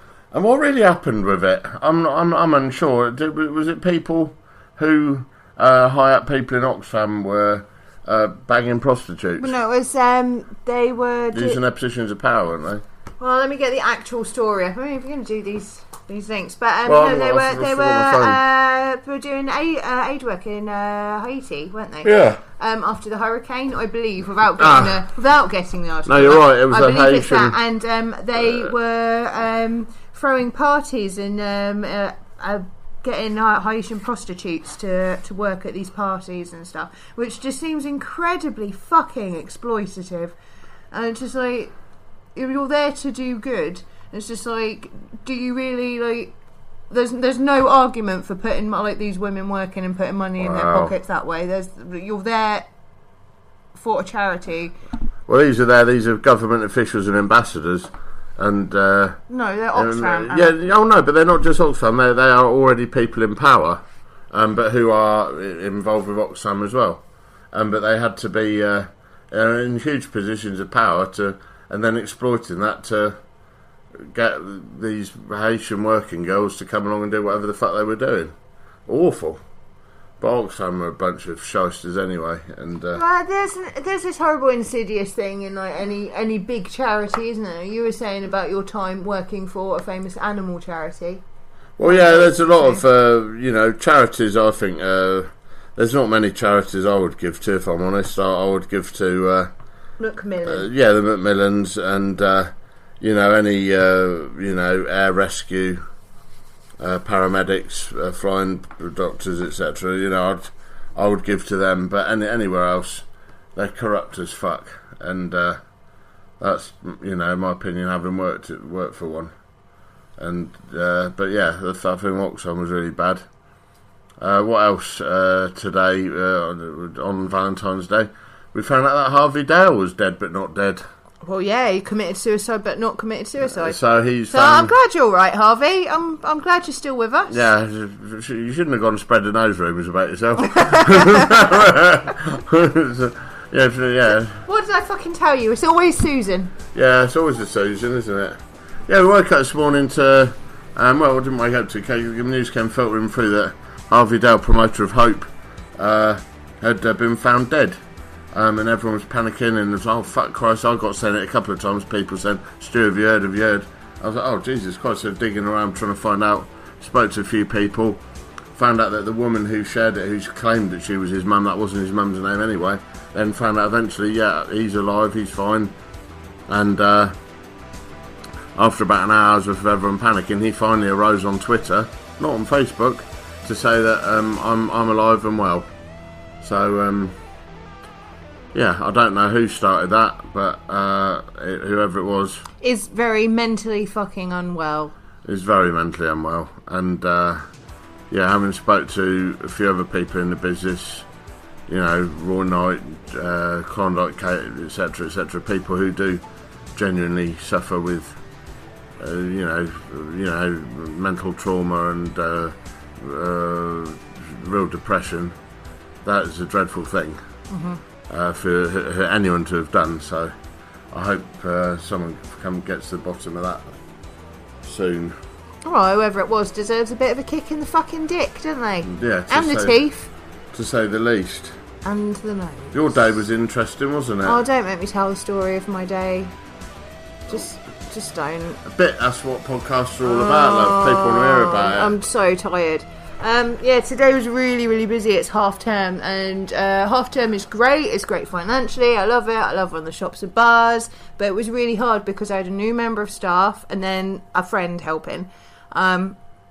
So it was a difficult shift to begin with. So I was sort of training them as we went, literally on the job. But it meant that lots of the responsibility, it all fell down on me to be the workhorse. Plus I'm on this eating thing, so if I don't get to eat when I need to eat, I get very, very stressy. Welcome to my world. But it was so busy, and it was like loads of kids, and the problem with kids is they always come with parents, and parents are sometimes dicks. And there was one case today where I was like up to my fucking eyeballs in milkshake, trying to help out my assistant, trying to verbally communicate to my other team member how to make a specific item of food because I can't do everything all at once. So I was literally trying to control the shop like a puppet. I just and this woman was just like, oh, excuse me, just trying to get my attention for so long whilst I'm in a station where customers don't get served. And basically, look, it just ended with her child. She wanted her child to ask me for things in this. So imagine there's a queue out the door. You've got there's food on. You've got 20 orders of food. You've got to do 6 freak shakes. You've not even started the next order. A lady by the window has been waiting 10 minutes longer than she should be. You don't want her to be having a bad time, and her kids having a bad time because they're waiting for you. And then you get this. Can I please have a milkshake cup? Well, you've got a milkshake cup, haven't you? Like, it's on the. You've got a cup that's got milkshake in it, and it's on the table right there. That's yours. Can I have one to take away? Oh my god! Yes, fucking. Oh, all right, fine. There's your cup. Just go. Can I please have a straw? Please. Oh my god. Here's your fucking straw. Have all the fucking straws. Just fuck off. Just fucking fuck off. Right? Because this is taking so long. Like, it just took you 20 minutes to say that. Just the record, sentence. You didn't say fucking fuck off. No, I didn't. I was screaming internally because it was driving me fucking insane.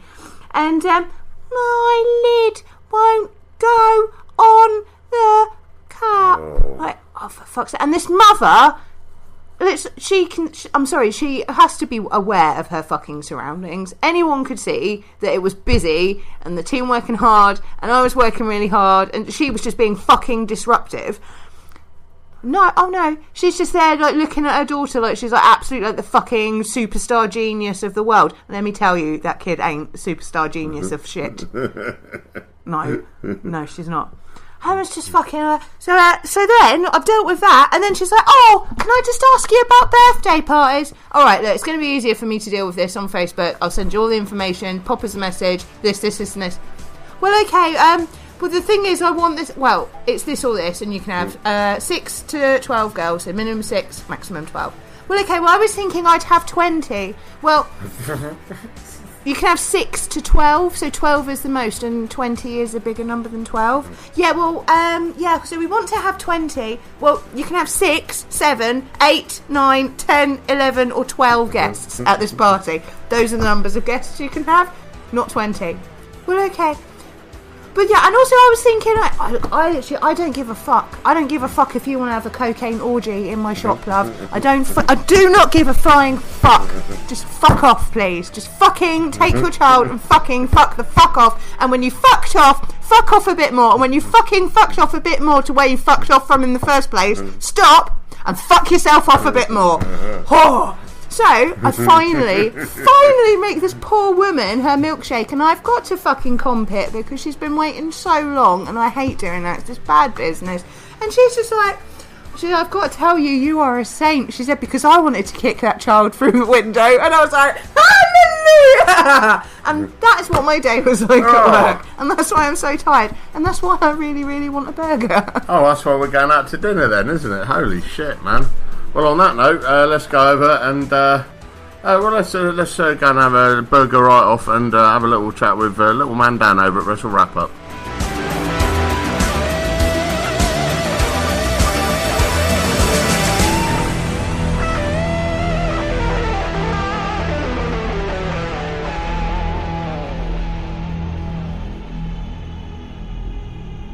We are back on the Stiff Right Hand podcast. Hey, I've got some exciting news. We are going to have some brand new content come to the channel really, really soon.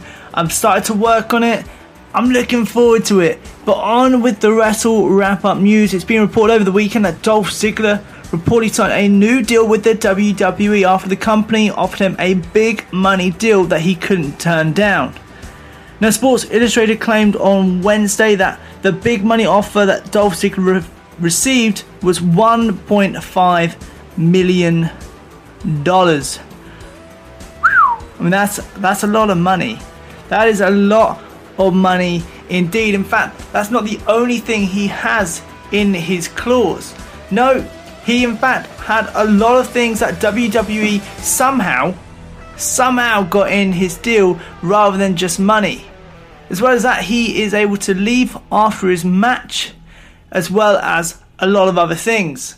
But from one superstar signing on with the company, what about the breaking news of Wednesday? That being Rich Swann, the former Cruiserweight champion, has been released from the WWE. They announced that Rich Swann and WWE have mutually agreed to part ways as of February 15th, 2018.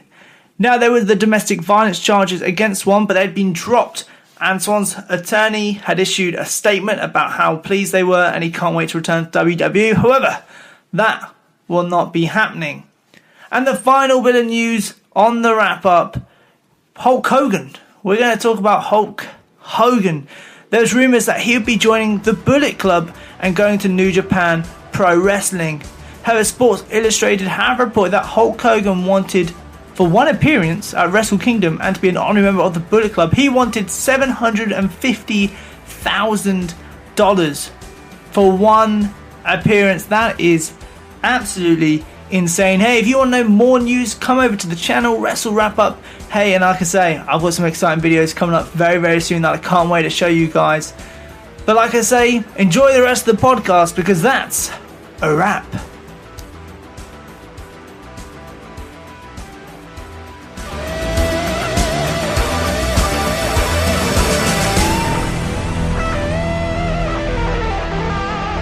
You want the truth? You can't handle the truth, you cock jazz. This is Stiff Right Hand. Right, Dan Glover there with a Wrestle Wrap-Up. So, Right, hang on. First things first. Why is it you just said Dan Glover there when, for all of the rest of time in history, you have only referred to him as Little Man Dan, to the point that it drives me crazy? And then the one time that I intended to mention it, you called him Dan Glover, and I'm really cross with you for that. For exactly that reason. I've been married to you for so long, I can sense when you're ready to pounce like an arsehole. So I changed it. So, ha-ha. Well, still, don't. Well, there you go. So, look, it's been a great episode this week. We've had a fantastic interview with Chris Manns, and we're not done yet. We're going to have our much maligned and much long-awaited Cunt of the Week. Yeehaw! So, our Cunt of the Week, obviously, due to the St. Valentine's Day massacre in America, Donald Trump. Ugh. Now, I watched his press conference last night. You were asleep, and I watched it, and I can see totally. I mean, I know why people don't like him, but after watching his fucking press conference, which was utter fucking just trying to. I don't even know how to describe it. It was like he knew the world's media was on him, and he didn't mention the word gun once. He just went straight into fucking autopilot mode, talking like an absolute. I mean, he makes fucking George Bush Jr. look like a real elder statesman. That's what he looks like. He looks like what he is, a man child. High on fucking amphetamines, and he came out with this absolute ludicrous display. Display, Roy. Did you check out that ludicrous display last night? Probably not. Someone's trying to walk it in. But no, he came out with this shit, just talking about the mental health of the young people in America. You're not alone. You're not alone. No, don't start talking about bringing up mental health now. You know, you've been doping the whole younger generation and feeding them fucking pills and getting them wasted for years and years and years. Don't start talking about mental health now because you want to bury people, you know, the anti-gun rhetoric that's doing the rounds. Absolutely disgusting. Well, he was the one that personally repealed Barack Obama's legislation regarding that people with diagnosed mental health issues couldn't get licenses.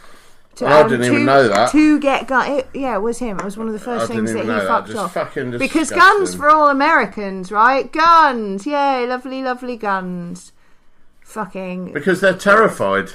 They're frightened. I saw a video this morning And then it was a white supremacist boy. How's this video even? And he was there using the N-word, and he's like, stay away from me, and he's got his gun out, and the next minute he's got his fucking tomahawk out, and the next minute he's got his machete out. It's like, dude, you've only got 2 hands, you ain't going to be able to handle it. And he keeps saying, stay away from me, and all that, and it's like, no, that is a very frightened boy who is terrified. He's obviously been bullied to fuck, and yes, he's probably got a lot of mental problems, but he's scared, and that's what Americans are. They're terrified of their own fucking shadow, and whether it's their neighbour, they're killing each other happily, and they've got such a problem with immigration. They don't need to worry about the immigrants because they're killing each other. So I think we need to talk about how many more fucking school shootings there needs to be before somebody goes, fucking, we need gun control. We need it.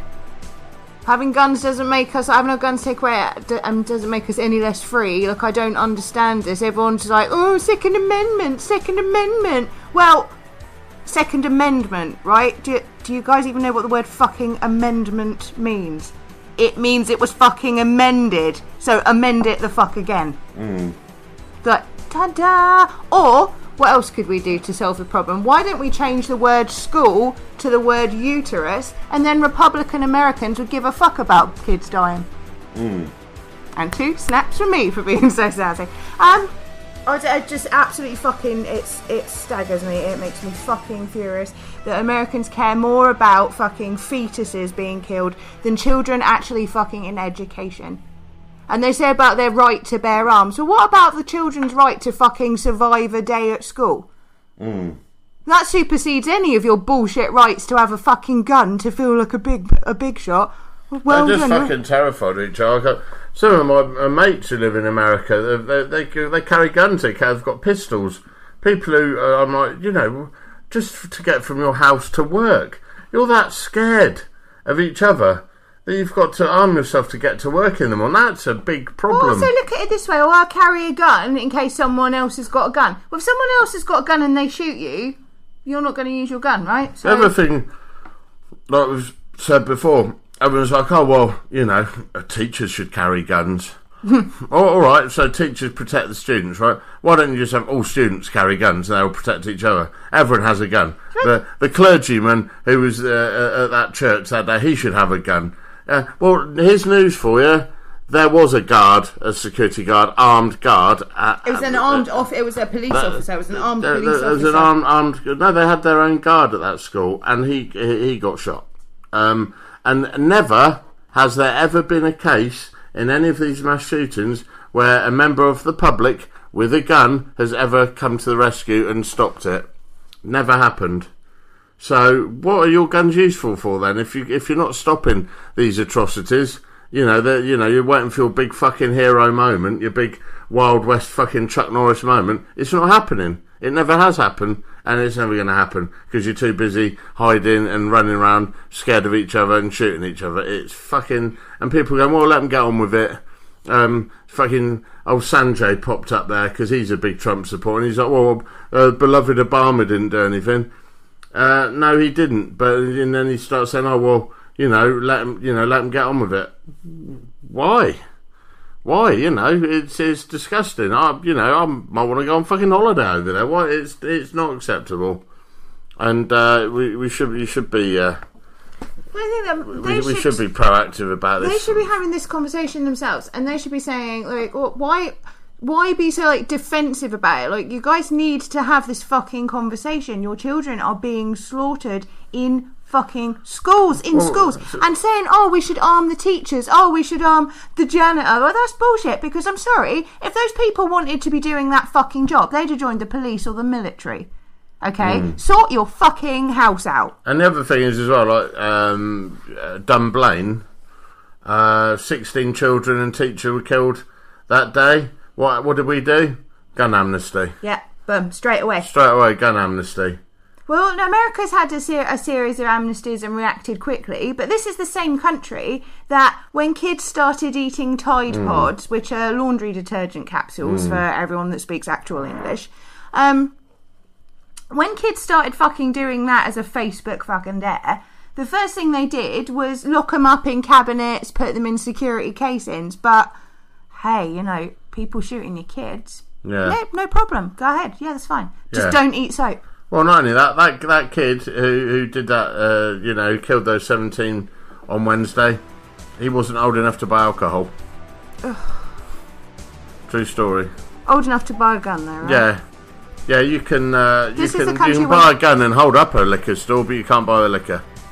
So there you go. This is the country where you can't buy Kinder Eggs because they're dangerous. No, exactly. It's fucked up. It's retarded. It's backward. America, you stink. And Donald Trump is cunt of the week. Cunt of the week, brother. Trump is like another word for fart. Fuck you, President Fart. And I'm full of them. We've just had a lovely Indian meal, haven't we? Yeah, it was At our local Indian Banani. Thank you, Banani, for not hanging up on me. They did not hang up on you. No, they didn't hang up on me. They were attentive. They were very good. And courteous. A funny little man in there with his lazy eye. And they made me a lovely dinner. And he was very authentic. I want that from an Indian waiter. And at no point did he try and hang up on me. He didn't try and hang up on me. If anything, he held the door open for me. Yeah. And it was very good. Oh, and as you can hear, that's the result of this evening's meal. So listen, I want to say as well, the 5 Star Wrestling, who have just appeared out of nowhere after doing a bit of a crowdfunding campaign and they're on TV and packing 400 people into a 10,000 seater. Everyone, you know, I'm surprised at some of the people who are fucking marking out for themselves. Oh, I'm on telly tonight. It's 5 Star Wrestling, guys. It will be forgotten about by next year. By probably next Monday. Yeah. And come on, you're better than that. You're making yourself look cheap. You're making yourself look small. Oh, the biggest promotion in the country. No, it ain't. Well, they're forgetting the big B word in wrestling, which is business. Wrestling business. Yeah, wrestling business. You know, they're apparently paying their guys, you know, 300 quid each, and that's just the British guys. You ain't going to be around for long. Sorry, not the biggest wrestling promotion in the UK. Not even the biggest wrestling promotion in Sheffield, I shouldn't think. But hey, well done for getting on TV. What channel is it on? I don't even know. Okay. I couldn't tell you. Ben, probably. with all the wonderful Nigerian EastEnders. You have dishonoured our family. I'm going to pay for a bit of TV time. It's just going to be my arse. There you go. Oh, there you go. I'm going to call it my arse. Great. Say no to crack, kids. Hey. So there you go. It's been another informative episode this week of Stiff Right Hand. Do you know what's just bothered me? Something I've done, probably. No. What? You know little man Dan? What of him? Well, he sounds like, you know, when you want to see a guide on YouTube how to do a bit of a video game, and you're like, okay, how to do the water temple in Zelda, or what, as an example. You know, those cheating fucking things that you go on to when you're got one of your games. Yeah, fucking right. Show me how to do this, because I'm getting the ump. There's got to be a better way. And they're always like, hey, welcome to, and I'm back. We're like, fuck off, mate. Just show me. I'll get the fucking shield I want, and I'm fucking off out of here. Skip. You shouldn't be nasty to him. Who? What, Dan the Glover. imaginary YouTube Dan guy? Glover. I haven't been nasty to Dan Glover in my life. Well, don't be, because I protected him from all the big scary boys when he came to our venue, thank you. He said he don't need your help, he's big enough to do it himself. Well, I'm going to smash him in the face then. There you go. So look, but thank you for listening to another thrill-packed episode of Stiff Right Hand, and we'll be back next week at the same time. To report another school shooting, probably. Well, let's hope not. With a little bit more wrestling school. No, can you imagine that? No, I'd be heartbroken. Oh, no. It'd be me that did it, wouldn't it? Probably, or me. I told you to fucking throw your ass up. No, I feel bad now. I feel now I'm going to depress myself. Oh. Can we have tea? Time for a cup of tea and a cuddle and hopefully some Donalds. So there we go. Thanks for listening. Stiff Right Hand. All the best. Say good night to the people. Gracie. Oh. Gracie. Oh. Say good night. Yeah, that. All the best and don't go mad. President Fart. Now get out.